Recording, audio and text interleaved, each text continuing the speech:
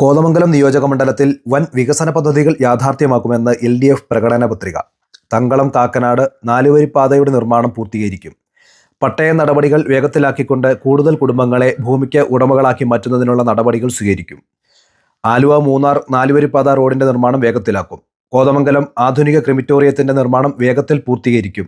നവകേരള സദസ്സിൽ ഉയർന്നുവന്ന ആവശ്യം മുൻനിർത്തി കോതമംഗലത്ത് 7 കോടി രൂപ അനുവദിച്ച ടൗൺ ഹാളിന്റെയും MLA ആസ്തി വികസന ഫണ്ട് 2 കോടി രൂപ അനുവദിച്ചിട്ടുള്ള പാലത്തിന്റെയും നിർമ്മാണം വേഗത്തിൽ പൂർത്തീകരിക്കും.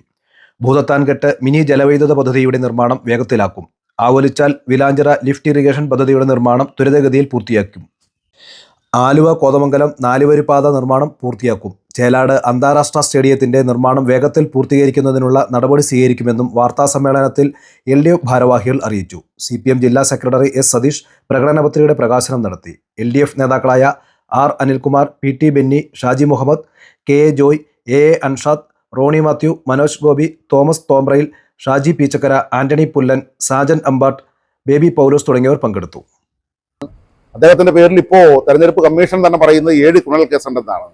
അതിനകത്ത് ഒരു ക്രിമിനൽ കേസ് എന്നുള്ളത് ഒരാൾ 1.5 കോടി രൂപ വായ്പ വാങ്ങിയതിനു ശേഷം 2 കോടി 30 ലക്ഷം തിരിച്ചടച്ചിട്ടും അയാളുടെ പേരിൽ വീണ്ടും 2 കോടി രൂപയ്ക്ക് ചെക്ക് കൊടുത്ത ഒരു കേസ് നിലനിൽക്കുകയാണ്.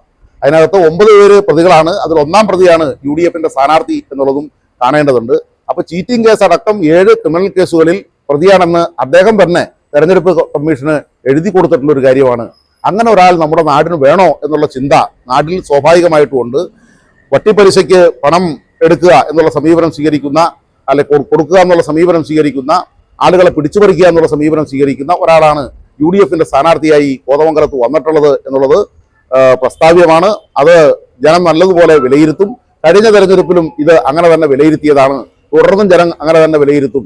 കഴിഞ്ഞ 10 കൊല്ലക്കാലം വികസന പ്രവർത്തനങ്ങളിൽ മാത്രമല്ല, ഈ കോതമംഗലത്തിന്റെ എല്ലാ തലത്തിലുള്ള പ്രവർത്തനങ്ങളിലും ശരിയായിട്ടുള്ള നിലപാട് സ്വീകരിച്ച് ജനങ്ങളോടൊപ്പം നിന്നിട്ടുള്ള MLA ആണ് ആന്റണി ജോൺ. ജനങ്ങളുടെ സുഖദുഃഖങ്ങളിൽ എല്ലായ്പ്പോഴും അദ്ദേഹം പങ്കാളിയായിരുന്നു. അങ്ങനെയുള്ള ഒരു MLA വീണ്ടും തുടരണം എന്ന് തന്നെയാണ് കോതമംഗലത്തെ ജനത ആഗ്രഹിക്കുന്നത്. അതുകൊണ്ടാണ് ഞാൻ ആദ്യം സൂചിപ്പിച്ചതുപോലെ വൻ ഭൂരിപക്ഷത്തിന് കോതമംഗലത്ത് 4-ാം തീയതി റിസൾട്ട് വരുമ്പോൾ സഖാവ് ആന്റണി ജോൺ തെരഞ്ഞെടുക്കപ്പെടും. അതിനാവശ്യമായിട്ടുള്ള എല്ലാ സഹായ സഹകരണങ്ങളും അഭ്യർത്ഥിക്കുകയാണ്.